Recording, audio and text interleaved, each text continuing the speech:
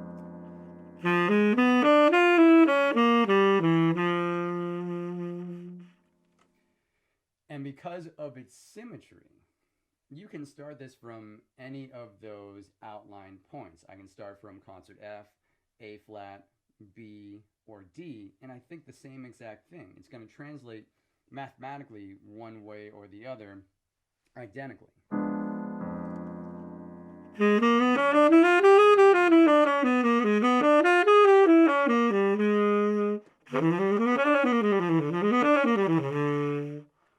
So you get all of those same functionalities and step motion and everything because of the symmetry. So really what my brain is doing, it's going back and forth between, the scale stays set in that one zone of things. But when I'm doing the outlines, it's moving back and forth between the F diminished and the G diminished.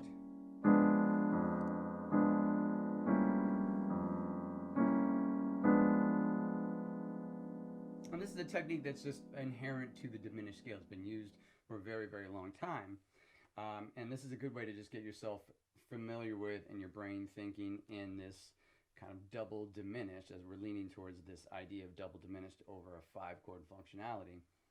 First, you want to have set all 3 of your diminished scales, all 3 of the diminished outlines, and the ability to switch in between the 2. So a good way to kind of practice that if you want to get all keys is kind of moving up in half step. So I'll start on concert D diminished. Then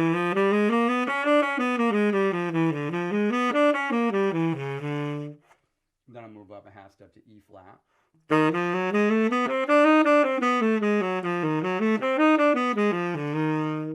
And the nice thing is when I move there, when I'm coming down that double diminished, I'm going up the E flat diminished, and I'm coming down the D diminished, which is what I just did.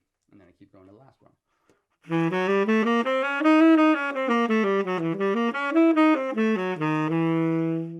And then the cycle repeats every 3 chromatic steps. And back to where I started, just at a different point in that set. So there's a way to practice your diminished functionality, your diminished sets, before we try to get this functionality into the jazz context of a 5/7 chord. So let's go back to B flat 7. B flat 7 going to, a concert E flat major. And I generally lean towards using this diminished functionality going to a major.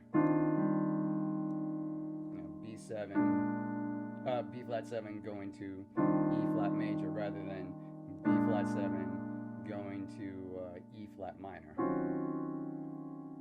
I think you can do it. It's not to say that you can't do it. I'm just, for the purposes of getting started with a very advanced concept, singling it out towards 5/7 to a major 1 chord. So let's examine how I'm going to use this diminished scale over concert B flat 7.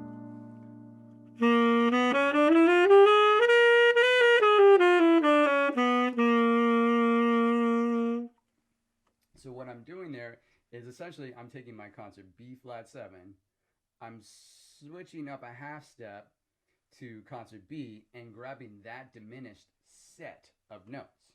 So that's why I'm going.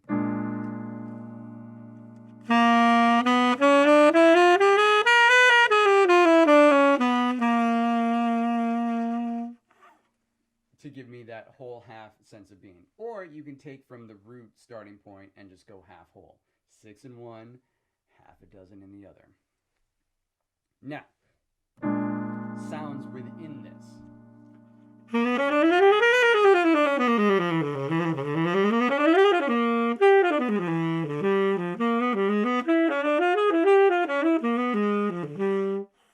There's a lot that we can do in here, both linearly and vertically. Let's start actually with the vertical part of things, because that's where a lot of the fun colors start to come out in the diminished functionality over a 5/7 chord. And that's really where the double diminished functionality comes out. Not just diminished by itself, if I just play the scale.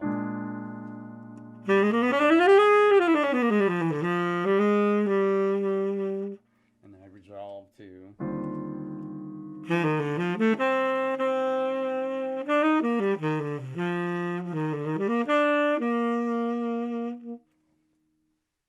So go back to that B flat 7, and now start to bring out some vertical sounds to it.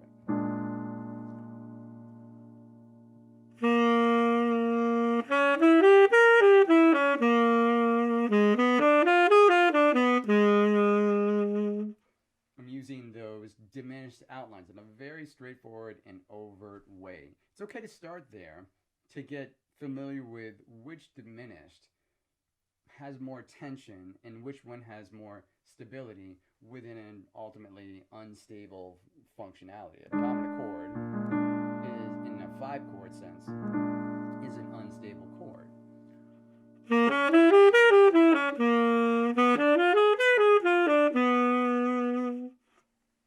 So if I'm thinking in terms of the root diminished outline, the B flat diminished outline versus the B diminished outline, there's two ways I think about it, or there's one way I think about it really, where the root diminished has more tension to it.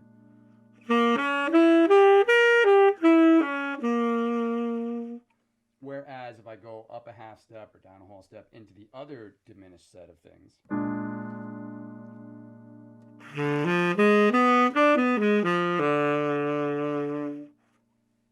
it's a lot more stable. And let's examine why that is. When you're talking about the half step up diminished outline, concert B, D, F, A flat, and back to B again, you're essentially getting the major third, the fifth, the dominant or flatted seventh, lowered seventh, and the flat 9. So 3 out of those 4 notes are found already within just a dominant structure with a flat 9 onto it. So it gets a little sophisticated, but it's not anywhere near as sophisticated as I think when we get into the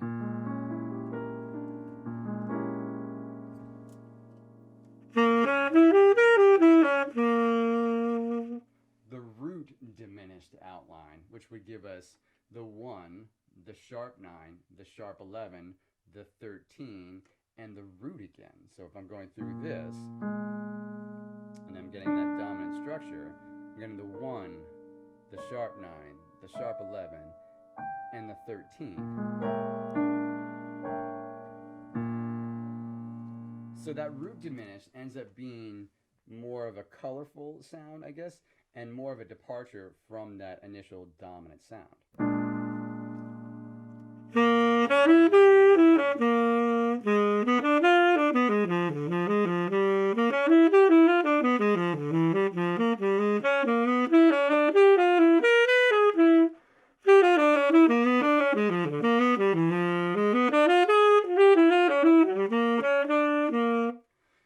And so now what I'm doing is I'm essentially taking the 2 vertical diminished outlines and I'm going back and forth between them. I'm just not going.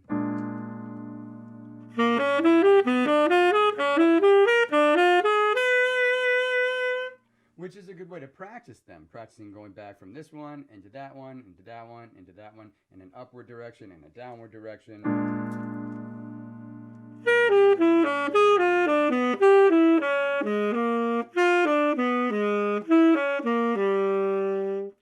I'm making a tiny little mistake there. Sorry. But what you're going to do ultimately is try to disguise the fact that I'm using vertical diminished outlines. And I'm going and I'm voice leading between the 2. This one, that one, this one into that one, and that one into this one, and here into that one. And then I'll start to invert the octave a little bit, or I'll displace the octave. I will intervallically jump around between these 2 things. But ultimately, I'm thinking one diminished and another diminished. It'll sound sophisticated and fun and fancy, but really, ultimately, it's kind of simple, and yet it's not. And yet it is. So here we go.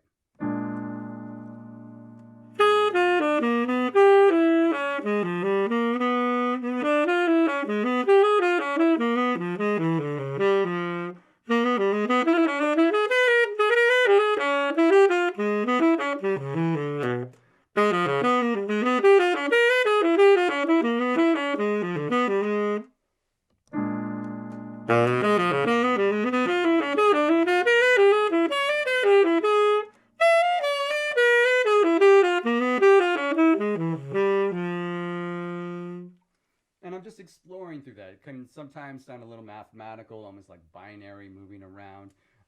But it's, there's an infinite amount of ways of discovering different ways of going back and forth between the two.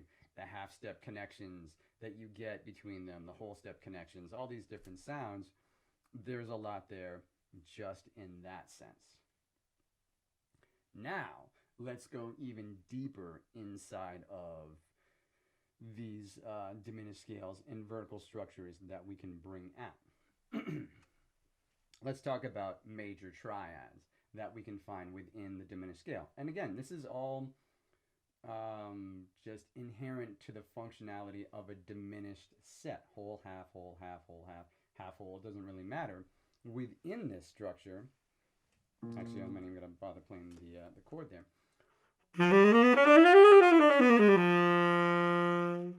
So from within there, and let's go from, let's just go from the F diminished like I just played. I can build 4 separate major triad outlines from that note set of F, G, A flat, B flat, B natural, C, D, and E natural. From there, I can build an F sharp, I can build an E major triad. And once you've found one triad, you're set. You can find the other ones very, very easily because diminished outlines and the symmetry of it and minor thirds that kind of are important to the scale. Same goes for the major triads that are in there. So once you find one, if I found this concert E flat, concert E major triad, now I can go up and down in minor thirds to get the rest of them. Concert G. Then I can go into concert B flat. And then I can go up to concert D flat or C sharp.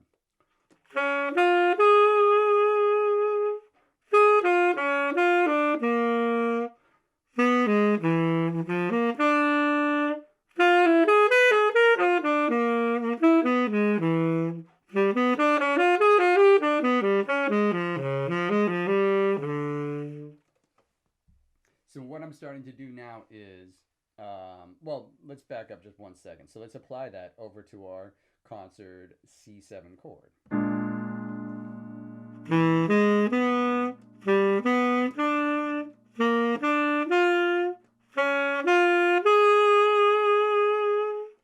So I got 4 different sets. The E triad is giving me the sharp 11, the dominant 7th, and the flat 9. The G triad is giving me the 13, the flat 9, and the regular 3. The B flat triad is giving me the root, the 3rd, and the 5th. And the D flat or C sharp triad is giving me the sharp 9, the 5, and the flat 7. A lot of different colors from each of these. Obviously, that root major triad is going to be kind of the blandest of them all, or the most stabilizing of them all.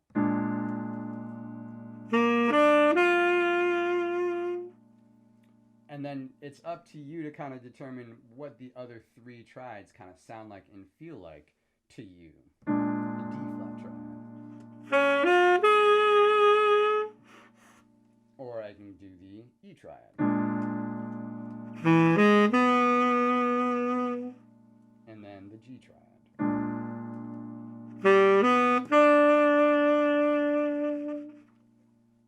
Some are more upper structure than others, so experiment and kind of see which triads that you end up liking yourself. They're very interesting on the piano because I can get with the G triad and then with the E triad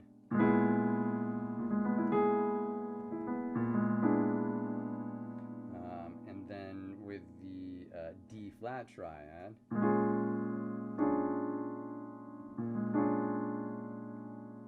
And then you just have the B flat triad, which is very bland. Bland's not the right word. Bland's not the right word here, okay? It's stable. Stable is the right word. And you got to say it like that, stable. All right, so you've got your triads. But just if I were going through,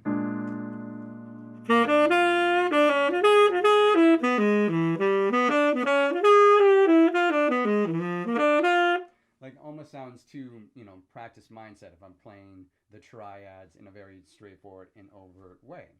I'm inverting the triads. And more importantly, I'm pairing the triads together. And I'm pairing them in a 6-note set that doesn't have any carryover between the two of them. So that actually means you choose randomly any of those triads. I'm going to start with the E triad. And you pair it with its tritone triad. So it would be E triad and B flat triad.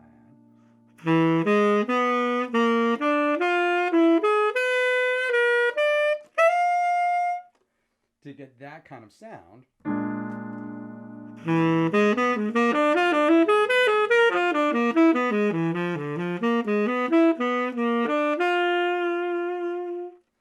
So I have that set, and again, I'm voice leading in between the two.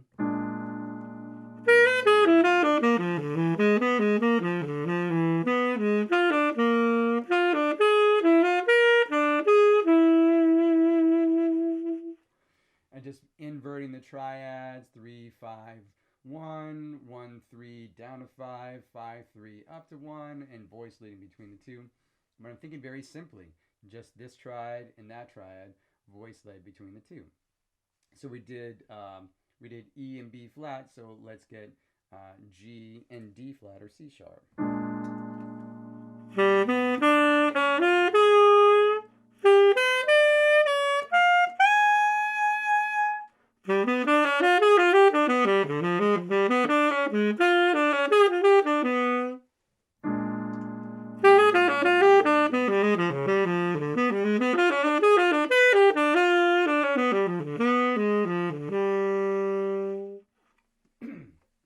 Now what I started doing there was actually I'm sort of taking the 6 notes and creating a septatonic. There's your today's word, boys and girls, is septatonic.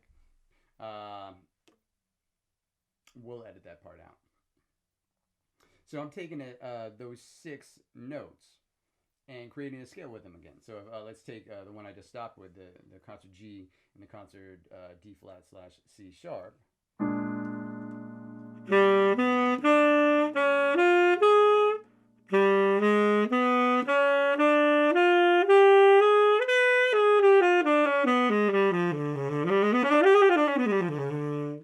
And I can create that 6-note scale.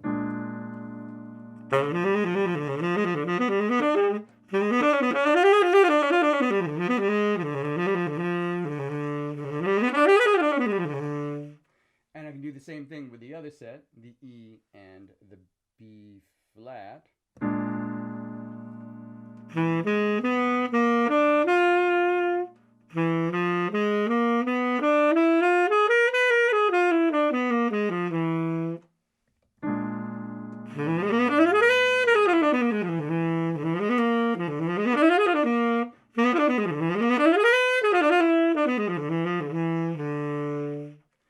And that gives me kind of 2 separate 6-note scales that I can deal with and create those sounds. So explore with those sounds, see what they feel like to you. Which ones create more attention, which ones create more stability. They're both kind of equally in their stable, unstable departments, I think. It's just a question of kind of color that exists in there. So those are the major triad, the 4 major triad approaches to this, what's inherent to the diminished scale. And we're using that functionality over B flat 7 chord. But now let's explore the vertical. We just did the vertical. Now let's explore the linear functionalities of some of these things. Sounds within sounds. And this is where it can get kind of fun and almost in a multi-tonal viewpoint or sound point for this B flat 7 scale. And one of the sounds I like exploring within this diminished functionality, it's not just the diminished scale, but things like blues-esque type sounds that exist in there.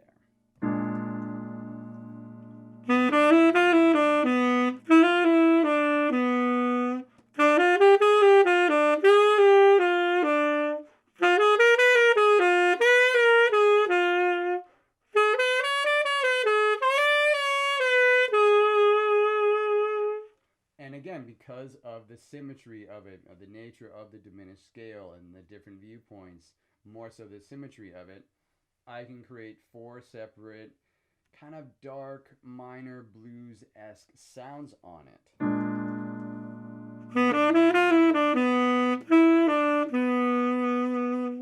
So right now, think sounds within sounds. A concert B minor-ish blues sounding, 1 flat 3, 1 flat 3, 4 flat 5. You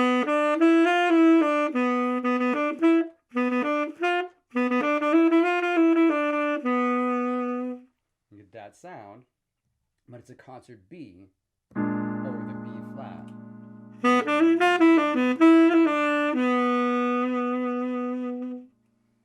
Still inherent to the scale itself, creates some interesting tension, but some interesting bitonal vocabulary going on in here. And tension, and yet not tension, and yet tension. So now from that B, I'm going to go up a minor third to D.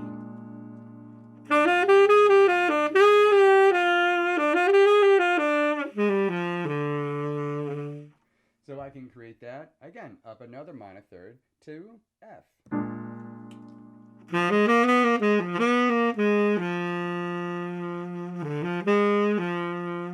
Right, and I can even kind of expand upon that blues language a little bit. I forgot because, you know, there's a lot of things going on in my head when I'm doing this.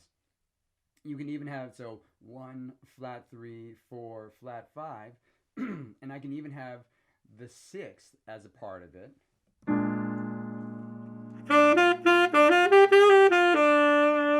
And then kind of almost create a, you know, major, brighter blues-ish sound to it as well. And then I mix it all together to kind of create just the blues language itself.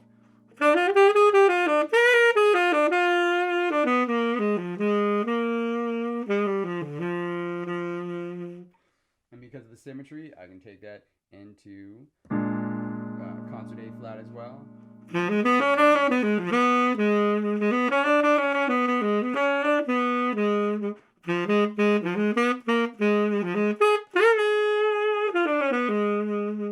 And then back into B again.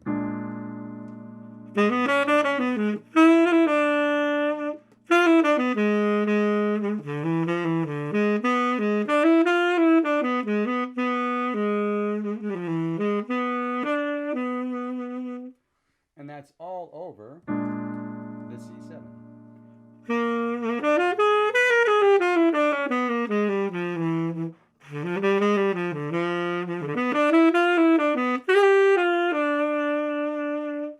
And they all have their kind of own sort of vibe and sound to it. So you can explore them and kind of get really interesting ideas and develop them motivically through these 4 different points. And it gets complex, and it gets simple, and it gets complex, and it gets simple. So practice the different types of linear-esque functionality and sounds within the sounds of this. And it can ultimately give you just so many sounds to deal with.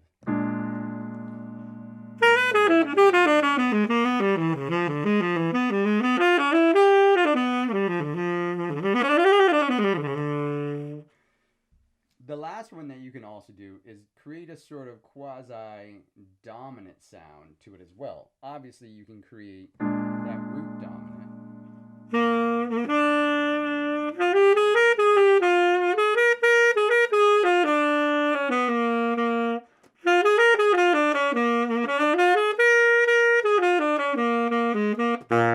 So I can create that from the B flat, but also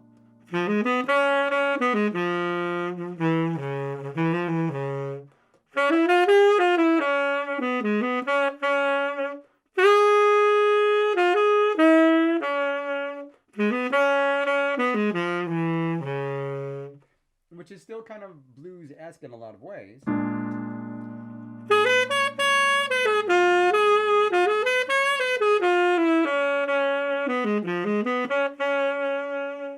going to keep going. Now I can go into concert E and do the same thing.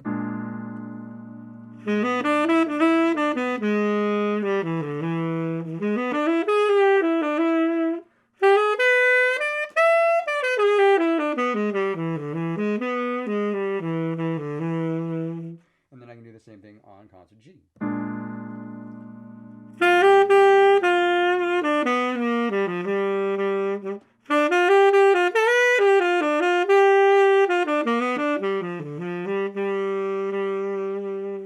And it's all within this one chord of concert B flat 7.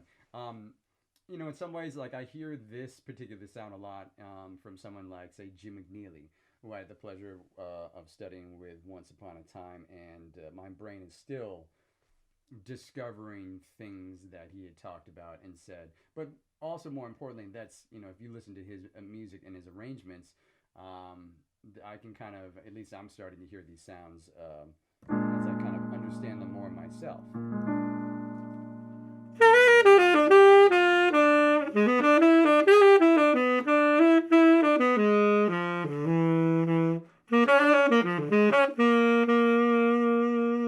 So you're getting all those different sounds, and I can shift the perspective and change and twist the functionality of the chord in a lot of ways, or more so the perspective. It's like, what key am I in? Ultimately speaking, I am in B flat the entire video. But I've shifted a lot of the perspective by the way I frame up all that I'm doing. Major triads, dominant-esque sounding things, blues-esque sounding things, and then just the straightforward diminished outlines that there are. So many different things. Diminished outlines, back and forth between the two. Triadic functionalities, which there are 4, and pairing them up by 2s and creating scales out of those 2s, voice leading between them, and then maybe playing all 4 of them together.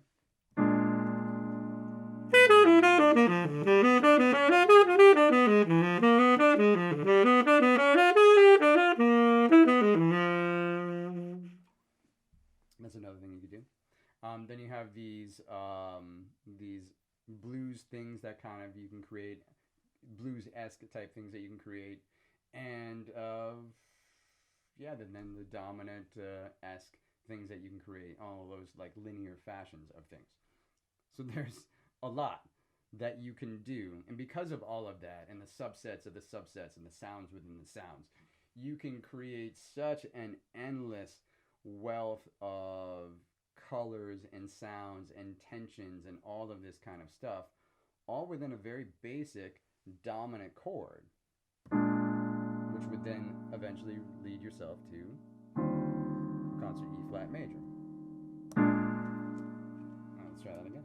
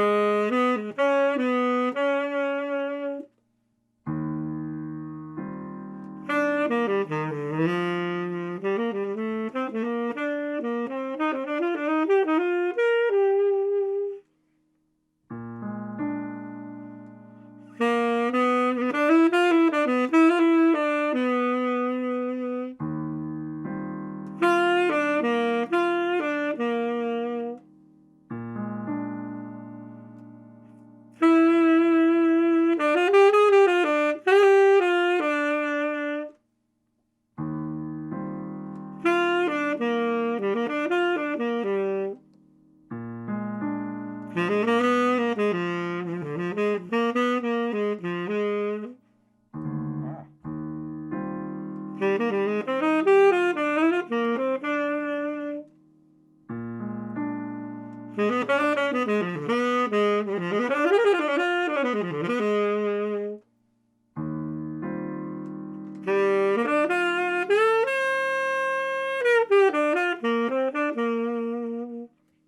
lot of those different techniques that I did, not even all of them.